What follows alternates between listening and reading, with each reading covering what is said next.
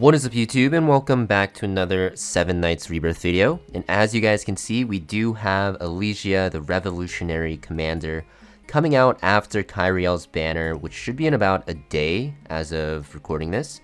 And this character, my god, does she look absolutely broken.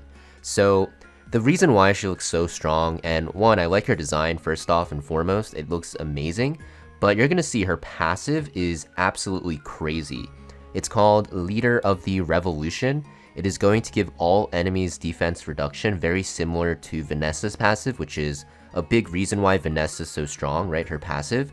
And on top of that, you're going to see the second line when Elysia uses a skill, so either her first skill or her second skill, you will remove debuffs from all your allies. And on top of that, you have barrier and damage immunity when you drop below 50%. So it's not like a barrier only under 50%. You get a full damage immunity, so you can't really die. So this kind of makes a character that is strictly to counter the meta, which I am very happy about, because the meta right now, if you guys are playing Guild Wars or even Arena, is very unfun because you see the same teams, which is going to happen in every game, but the same teams that have like so much RNG when you fight them. And the reason why she has that CC removal is because there's so many crowd control characters in the game right now that are super strong, right? You have stuff like Kagura, which I'm sure a ton of you guys hate, right? If you guys use Kagura, she never lands her Petrify. If you guys fight her, she always lands her Petrify, right? So she has, you know, a ton of CC that is super annoying and you really want to get rid of. So that's what Elysia will do. You also have Kyriel, who has a paralysis, who's also in the game. Also, Jury has Soul Death, which stops your team from reviving while their team revives. If you guys don't have Jury in the current meta, it's pretty hard to play at a top level, but you're going to see Elysia can actually dispel all of these off. On top of that, you're going to see, you know, there's a ton of other characters, right? You have like Mercure, you have like Vanessa's Petrify, even though the Sandstorm will still work against her. You have to keep that in mind. But there's a lot of CC characters that you finally will be able to, you know, somewhat counter, even like Amelia, because what you're going to end up doing is playing her like Yushin. And what I mean by that is you're most likely going to run her on this Orchestrator set. And if you go second with her, you can bait out the enemy team's CC or their skills first, and then what you can do is use your dispel, right? So Elysia's skill, whatever you use, will dispel.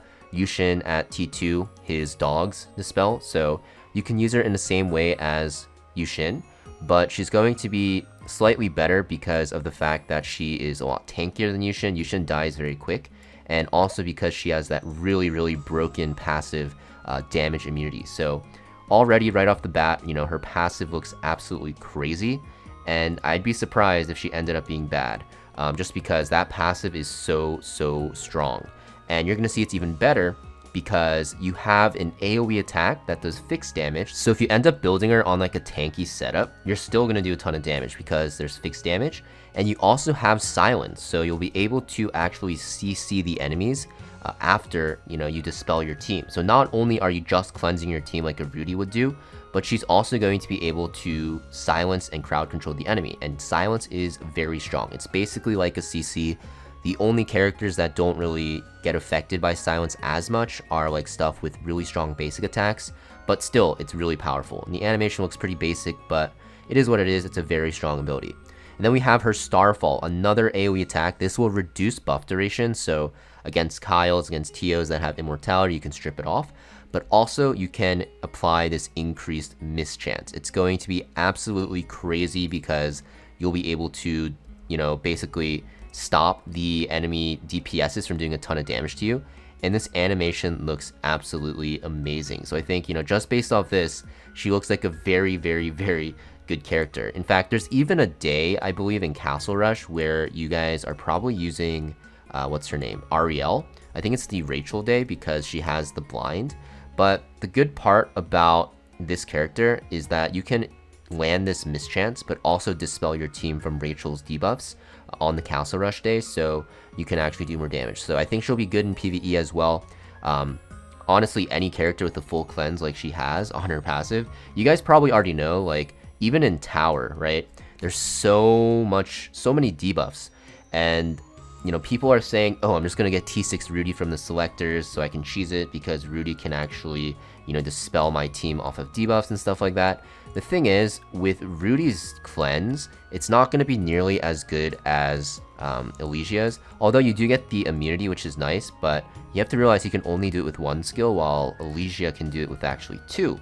And I think she's going to be a very solid character in the meta. You know, AoE silence is going to be very strong, like I said. She basically has CC built in, and the reduced hit chance, increased miss chance, I guess is a good way to put it, is going to be absolutely crazy against those, you know, physical teams that are doing a ton of damage and stuff like that. And I think she's going to be a very good character. And I think looking at her kit, I don't really think she's going to be a must like T6. Now, what I will say is, like, if they put this debuff removal when Elysia uses a skill into the T6, well, then you probably want a T6 her because that's like the main appeal of her kit. So we're gonna have to see, you know, what the Transcendence ends up being for what activates what on her skills. But at first glance, I will say for sure, she looks absolutely crazy. And I am very, very excited to pull for her and actually use her. And, you know, in terms of, you know, my summons and what I plan to do, so I do have like 500 summons saved up. I do have 44k rubies, and I think I have 80 rate up summons, so I'm definitely going to go for as many copies as I can, and hopefully I get lucky. But in terms of Kyrielle versus her, I think Kyrielle, okay character, you know, actually she's pretty strong, honestly. She's just not like the most broken thing ever, like Kyle or like Tio levels or like Kagura levels, but she's a very powerful magic DPS, so I think even just having one copy of her is pretty important because this magic damage boost is very good for magic teams when you are pushing Nightmare or even Tower. And also her paralysis is very nice.